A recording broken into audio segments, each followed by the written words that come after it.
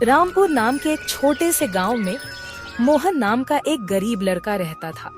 उसके परिवार में उसके साथ उसके बूढ़े माता पिता रहते थे। सोहन का परिवार बहुत ही गरीब था। उनके पास ना तो कोई जमीन थी, नहीं खाने के लिए कोई साधन था। सोहन दिन भर मजदूरी करता और उससे जो कुछ भी कमा पाता उसी से अपने पूरे परिवार का पेट भर लेता। यह देखकर सोहन के माता पिता बहुत दुखी होते। हमारे पास ना अपना घर है और ना ही अपनी कोई जमीन। हमारा बेटा दिन भर दूसरों के खेतों में मजदूरी करता है और उसके बदले भी उसे बहुत कम पैसे मिलते हैं। हम दोनों अपने बेटे पर बोझ बन रहे हैं। परेशान मत हो रीमा, हमारा बेटा बहुत मेहनती है, भगवान सब देख रहा है। सोहन ने कभी किसी के साथ गलत नहीं किया, वह ईमानदारी से मेहनत करता है। उसने बचपन से बहुत परेशानियां देखी हैं, पर उसने कभी हार नहीं मानी। एक दिन हमारा बेटा भी बहुत धन कमाएगा और उसकी सारी परेशानियां दूर हो जाएंगी। सोहन हमेशा सोचता था कि आज भले ही उसकी किस्मत उसका साथ ना दे रही हो, पर उसे यकीन था कि अगर वह मेहनत करता रहेगा तो एक दिन उसका भाग्य भी बदलेगा और उसकी सारी परेशानियां खत्म हो जाएंगी। एक दिन सोहन लालाराम जमींदार के खेत पर काम कर रहा था। लालाराम पास के एक पेड़ के नीचे बैठा था। सोहन अपने काम में लगा हुआ था। तभी उसने देखा कि लालाराम बहुत ही उदास है और गहरी चिंता में डूबा हुआ है। लालाराम को उदास देख मोहन तुरंत लालाराम के पास गया और बोला, क्या हुआ मालिक, आप बहुत उदास लग रहे हैं। मुझे ऐसा लग रहा है जैसे आप किसी गहरी चिंता में हैं। कुछ हुआ है? मुझे बताइए, क्या पता मैं आपकी कोई सहायता कर सकूं। सोहन की बात सुनकर लालाराम को गुस्सा आ गया और वह सोहन से गुस्से में बोला, अरे तू मेरी क्या सहायता करेगा? तू खुद अपनी सहायता कर सकता है क्या? अगर तू किसी की सहायता करने के काबिल होता तो क्या तुझे 2 वक्त के खाने के लिए आज मेरी जमीन पर काम करने की जरूरत पड़ती? चल यहाँ से जा, अपना काम कर और मुझे परेशान मत कर। सेठ जी, ऐसा नहीं है, यह सब वक्त वक्त की बात है। सब किस्मत का खेल है और इंसान को अपनी मेहनत पर विश्वास रखना चाहिए। आज भले ही किस्मत मेरे पक्ष में ना हो, लेकिन अगर मैं ईमानदारी और लगन से मेहनत करता रहूंगा तो किस्मत भी एक दिन मेरी तरफ झुक जाएगी। मेहनत और धैर्य से तकदीर के दरवाजे खुलने में देर हो सकती है, लेकिन मेहनत कभी बेकार नहीं जाती। मोहन की बात सुनकर लालाराम बहुत प्रसन्न हुआ। अरे सोहन, तेरे विचार तो बहुत अच्छे हैं। तेरी बातें सुनकर मन को एक सुकून सा मिला है। इतनी परेशानियों में भी तू अपनी जिंदगी खुश होकर काट रहा है। सेठ जी, यह सब मेरे पिता की सीख है।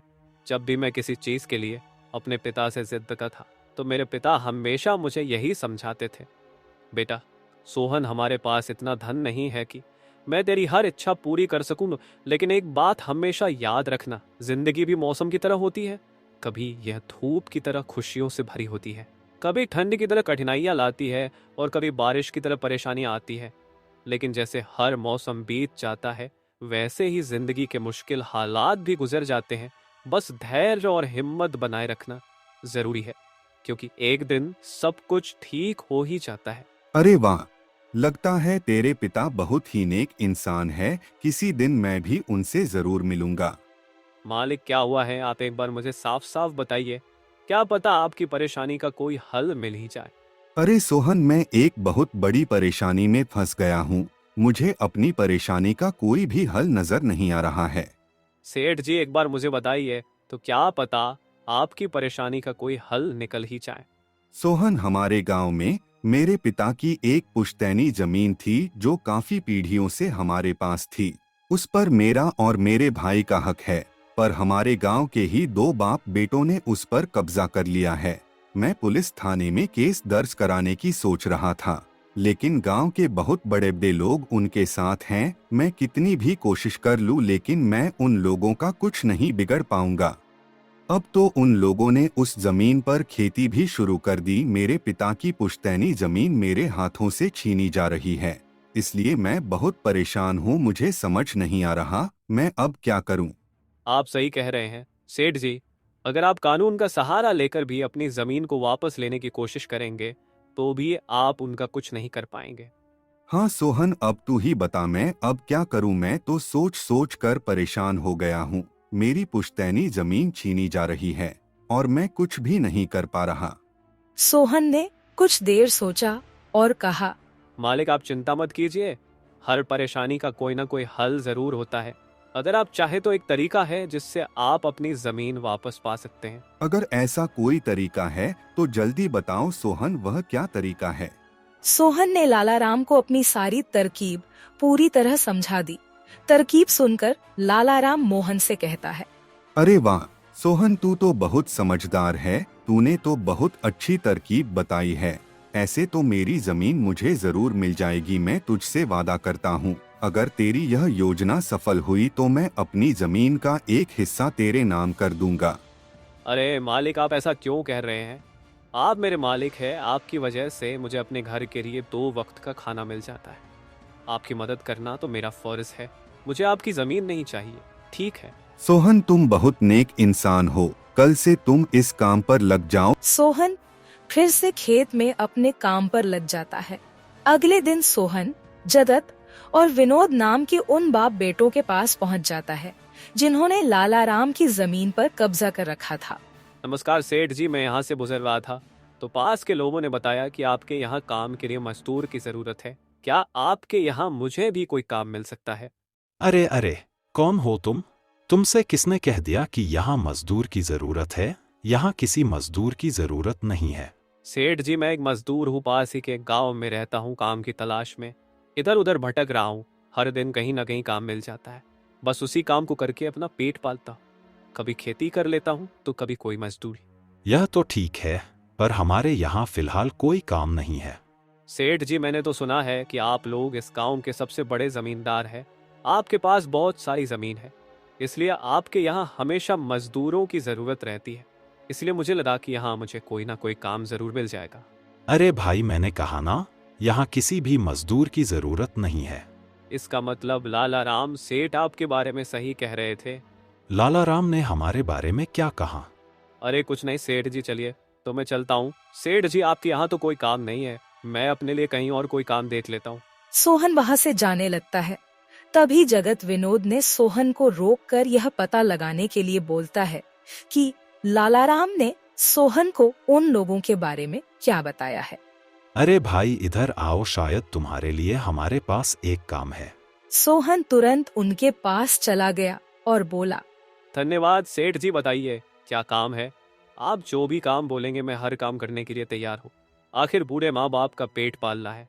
अरे सब्र रखो, काम तो हम तुम्हें बता ही देंगे। पहले यह बताओ कि लालाराम हमारे बारे में क्या कह रहा था। सेठ जी, मैं पहले लालाराम सेठ के यहाँ काम करता था, पर वह बहुत ही कंजूस और बदतमीज आदमी है। मैं उनकी यहाँ दिन रात मेहनत करता, पर इतनी मेहनत करने के बाद भी वो मेरी सही मजदूरी नहीं देता था। इस बात पर कल मेरी उससे बहस हो गई थी। फिर क्या हुआ? लालाराम ने हमारे बारे में क्या कहा? जब मेरी सेठ लालाराम से बहस हो रही थी, तब उसने ने मुझे कहा कि पूरे गांव में उनसे ज्यादा मजदूरी कोई नहीं दे रहा। तो मैंने गुस्से में कह दिया कि गांव के सबसे बड़े जमींदार जगत सेठ और विनोद सेठ सबसे अच्छी मजदूरी देते हैं, इसलिए उनके यहाँ हमेशा काम करने वालों की भीड़ रहती है। हाँ भाई, बिल्कुल सही कहा था। आखिर हम गांव के सबसे बड़े जमींदार हैं। हमारा फर्ज है कि जो भी मजदूर हमारे यहाँ काम करता है उसे उसकी मेहनत के हिसाब से सही मजदूरी मिले। वाह सेठ जी, आपने बहुत अच्छी बात कही। लालाराम सेठ कभी भी आपकी बराबरी नहीं कर सकता, वह तो शायद आपके जितना भी नहीं सोच सकता। जगत और विनोद सोहन की चापलूसी भरी बातों में आ जाते हैं और उसे अपने यहाँ काम पर रख लेते हैं। चलो अब काम की बात करते हैं। तुम एक अच्छे इंसान लगते हो। हमें अपने खेत पर काम करने के लिए तुम्हारे जैसे ही एक मजदूर की जरूरत है। कल से ही काम पर आ जाना। कुछ दिन ऐसे ही बीत गए। एक दिन जगत अपने बेटे विनोद से बोला, विनोद बेटा, यह सोहन तो बहुत मेहनती है। यह अकेले ही 4 लोगों का काम कर देता है। अच्छा हुआ कि हमने इसे रोक लिया। हाँ पिताजी, आप सही कह रहे हो। सोहन बहुत मेहनती है, इसके जितना काम शायद ही कोई और करता होगा।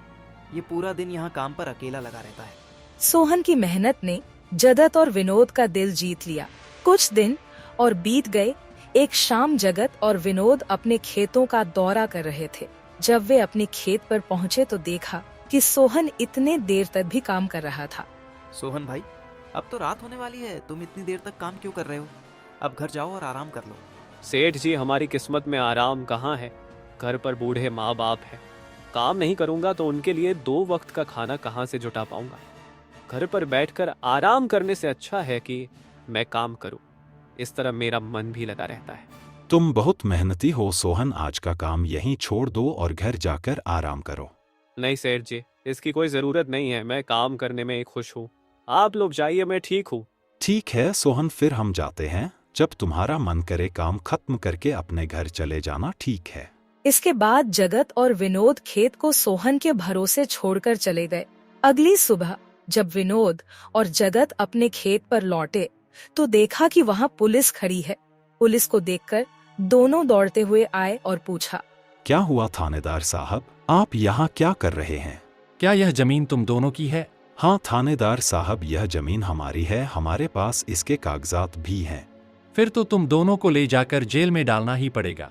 यह क्या कह रहे हैं थानेदार साहब, हम कुछ समझे नहीं, आप क्या कहना चाह रहे हैं? अभी तुम दोनों बहुत अच्छे से समझ जाओगे। वह देखो तुम्हारी जमीन से क्या निकला है। थानेदार के कहते ही दोनों बाप बेटे जब पलट कर देखते हैं तो वहाँ उनकी जमीन में एक लाश दबी हुई थी जिसमें सिर्फ कंकाल बचा था। यह देखकर दोनों बाप बेटे डर जाते हैं। थानेदार साहब, यह किसकी लाश है और यह हमारे खेत में कहाँ से आ गई? अब बहाने मत बनाओ, पहले लोगों को मारो फिर उन्हें अपनी जमीन में गाड़ दो और अब कह रहे हो कि यह क्या है? नहीं थानेदार साहब, हमें नहीं पता कि यह सब क्या है। यह लाश यहाँ कैसे आई हमें कुछ नहीं पता। अब झूठ मत बोलो, अगर फांसी नहीं हुई तो कम से कम तुम दोनों को उम्र कैद की सजा तो जरूर मिलेगी। फांसी और उम्र कैद की बात सुनकर दोनों बाप बेटे डर गए और थानेदार के सामने गिड़गिड़ाने लगे। थानेदार साहब, हम इस लाश के बारे में कुछ नहीं जानते। हमें नहीं पता यह लाश किसकी है और इसे यहाँ कौन गाड़ कर चला गया। इस मामले से बचने के लिए दोनों ने कुछ तरकीब सोचनी शुरू की। तभी सोहन वहाँ आ जाता है। अरे सेठ जी, यह पुलिस यहाँ क्यों आई है? क्या हुआ है? सोहन देखो, पता नहीं कहाँ से हमारी जमीन में यह कंकाल आ गया है। मालिक, यह कंकाल यहाँ कहाँ से आ गया? ये तो बहुत गंभीर बात है। हाँ सोहन, पता नहीं यह कंकाल यहाँ कहाँ से आया है और थानेदार साहब को लगता है कि इसे हमने यहाँ मारकर गाड़ा है। अब तू ही कोई उपाय सोच जिससे हम इस परेशानी से बच सके।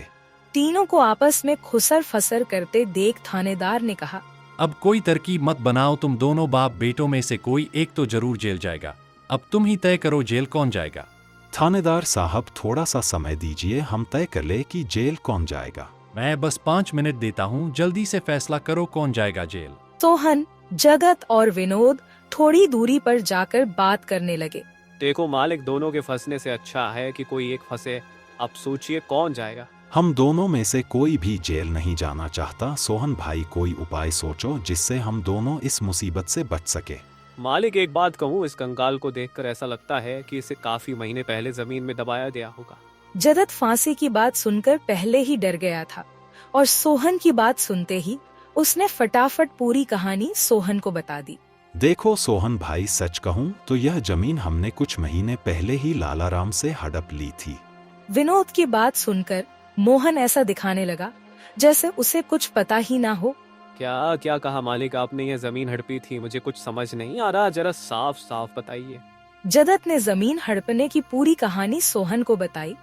पूरी कहानी सुनने के बाद सोहन ने कहा, मालिक, मेरे पास एक तरकीब है जिससे सांप भी मर जाएगा और लाठी भी नहीं टूटेगी। जल्दी बताओ सोहन भाई, क्या तरकीब है? तरकीब बताने से पहले मुझे यह बताइए कि आप लोगों के लिए क्या ज्यादा जरूरी है, यह जमीन या आप दोनों की जान? सोहन, इसमें पूछने वाली कौन सी बात है? हमारे लिए जमीन से ज्यादा हमारी जान प्यारी है। तो एक काम कीजिए मालिक, आप सबसे पहले जाकर थाने आर को बताइए कि यह जमीन सेठ लालाराम की है। आप उनसे बोलिए कि हमने तो कुछ महीने पहले ही यह जमीन बस काम करने के लिए उनसे ली थी, बाकी का काम मैं संभाल लूंगा। अरे सोहन, लेकिन इससे तो हमारी जमीन हमसे छिन जाएगी, फिर क्या होगा? नहीं मालिक, शायद आप मेरी तरकीब समझ नहीं पाए। जब आप थानेदार को बताएंगे कि यह जमीन सेठ लालाराम की है तो पुलिस किसे गिरफ्तार करेगी? सेठ लालाराम को। और जब लालाराम जेल चला जाएगा तब आप लोग फिर से जमीन पर कब्जा कर सकते हैं। इससे आप लोग भी जेल जाने से बच जाओगे और जमीन भी आपके ही के पास रहेगी। सोहन की तरकीब सुनकर दोनों बाप बेटे दंग रह गए। वाह सोहन भाई, तुम तो बहुत होशियार हो। आज तक तुमने हमें अपने काम से खुश किया था, अब तुम्हारी बुद्धि हमारी जान भी बचाएगी। इसके बाद तीनों थानेदार के पास गए और मोहन ने जो कुछ कहा था वही बात दोनों बाप बेटे थानेदार से कहने लगे। थानेदार साहब, यह जमीन हमारी नहीं है। हमने कुछ महीने पहले ही काम करने के लिए यह खेत लालाराम सेठ से लिया था। वह जब खुद फंस गए हो तो अब किसी और को फंसाकर अपनी जान बचाना चाहते हो ना? साहब, अगर आपको हमारी बात पर यकीन नहीं हो रहा तो आप सोहन से पूछ लीजिए। वह हमारे साथ बस कुछ दिनों से ही काम कर रहा है। इससे पहले वह सेठ लालाराम के यहाँ काम करता था। बोलो सोहन, यह जमीन किसकी है? थानेदार साहब, ये जमीन सेठ लालाराम की है। जगत सेठ और विनोद सेठ ने तो बस कुछ समय से इस जमीन पर खेती कराना शुरू किया है। सोहन की बात सुनकर थानेदार ने सोहन से कहा, सेठ लालाराम को बुलाने के लिए कहो। सोहन, तुम एक काम करो, जाओ और सेठ लालाराम को बुलाकर लेकर आओ। सोहन तुरंत जाकर सेठ लालाराम को बुला लेता है, परंतु लालाराम अपने साथ गांव के सरपंच को भी अपने साथ ले आता है। यहाँ क्या हो रहा है? यहाँ इतने लोग क्यों जमा है? देखिए सरपंच जी, इन दोनों की जमीन से एक कंकाल निकला है और अब यह लोग कह रहे हैं कि यह जमीन इनकी नहीं है बल्कि सेठ लालाराम की है। थानेदार ने सरपंच जी को पूरी कहानी सुना दी। अपने आप को फंसा देख जगत ने सरपंच से कहा, नहीं सरपंच जी, यह जमीन हमारी नहीं है। हम यहाँ बस कुछ समय से काम कर रहे हैं। आप हमारे मजदूर मोहन से पूछ लीजिए। हाँ थानेदार साहब, यह जमीन सेठ लालाराम की है। मैं कैसे मान लूं कि यह जमीन लालाराम की है? हमारे यहाँ का थानेदार तो कह रहा था कि इस जमीन पर कोई केस चल रहा है और इस जमीन पर तुम्हारा कब्जा था, और अब तुम कह रहे हो कि यह जमीन लालाराम की है। नहीं साहब, हमने लालाराम के साथ धोखा किया था। हम बस इस जमीन को हड़पना चाह रहे थे, लेकिन अब हमें यह जमीन नहीं चाहिए। अगर आप चाहें तो हम केस भी वापस ले लेंगे। थानेदार साहब, आप जाइए, बाकी का काम अब हम संभाल लेंगे। सरपंच के कहने पर थानेदार वहाँ से चला जाता है। सरपंच ने लालाराम से कहा, अब बताओ, यह कंकाल यहाँ कैसे आया? तुमने किसे मारकर यहाँ गाड़ा है? अरे साहब, यह तो नकली कंकाल है। इन दोनों ने मिलकर मेरी जमीन हड़प ली। मैंने और मोहन ने मिलकर यह तरकीब सोची थी ताकि इन दोनों से सच निकलवा सकें। लालाराम की बात सुनते ही दोनों बाप बेटों के पैर तले जमीन खिसक गई। यह हम दोनों की साजिश थी, इन लोगों के मुंह से सच निकलवाने के लिए। सोहन को इस योजना में शामिल देखकर दोनों बाप बेटों को समझ आ गया कि यह सब सेठ लालाराम और मोहन की मिली भगत थी। दोनों बाप बेटों के पास अपनी गलती मानने के सिवा कोई चारा नहीं था। हमें माफ कर दीजिए सरपंच जी, हम लालच में आ गए थे। हमें माफ कर दीजिए। हम आज के बाद यह गलती कभी नहीं करेंगे और यह जमीन भी सेठ लालाराम को वापस दे देंगे। जगत और विनोद दोनों सरपंच और सेठ लालाराम से माफी मांगने लगे। दोनों को इतना गिड़गिड़ा देख लालाराम ने उन्हें माफ कर दिया। सरपंच ने भी उन्हें जेल नहीं भेजा और सेठ लालाराम ने अपना केस वापस ले लिया। लालाराम के केस वापस लेने के बाद सरपंच जी भी वहाँ से चले जाते हैं। धन्यवाद सेठ लालाराम जी, आपने हमें माफ कर दिया। आज के बाद हम ऐसी गलती कभी नहीं करेंगे। ठीक है जगत, कोई बात नहीं, मैंने तुम्हें माफ किया। बस याद रखना कि एक जमीन के टुकड़े के लिए तुम अपनों के साथ कभी गलत नहीं करना। बुरे समय में तुम्हारे अपने ही तुम्हारे साथ खड़े होंगे। जमीन का क्या है, कभी मेरी तो कभी तुम्हारी। आखिर में सेठ लालाराम ने सोहन को जमीन का एक हिस्सा दे दिया और उसे जमीन का मालिक बना दिया। सोहन, जैसा कि मैंने वादा किया था, जिस जमीन पर तुम काम कर रहे थे, आज से वह जमीन तुम्हारी है और अब तुम उसके मालिक हो। नहीं मालिक, इसकी कोई जरूरत नहीं है। याद करो सोहन, तुमने मुझसे क्या कहा था? बस मेहनत करते रहो, एक दिन तकदीर का दरवाजा जरूर खुलेगा। तो समझो तुम्हारी तकदीर का दरवाजा खुल चुका है और अब तुम भी जमीन के मालिक हो। अब से तुम्हें किसी और के यहाँ काम करने की जरूरत नहीं पड़ेगी। इस तरह मोहन ने अपनी मेहनत और बुद्धि से सेठ लालाराम को उसकी जमीन वापस दिलाई और दोनों ठगी करने वाले बाप बेटों को भी सबक सिखाया। इस तरह मोहन ने अपनी मेहनत और चतुराई की मदद से अपनी फूटी किस्मत बदल दी और अब वह भी एक बड़ी जमीन का मालिक बन गया था।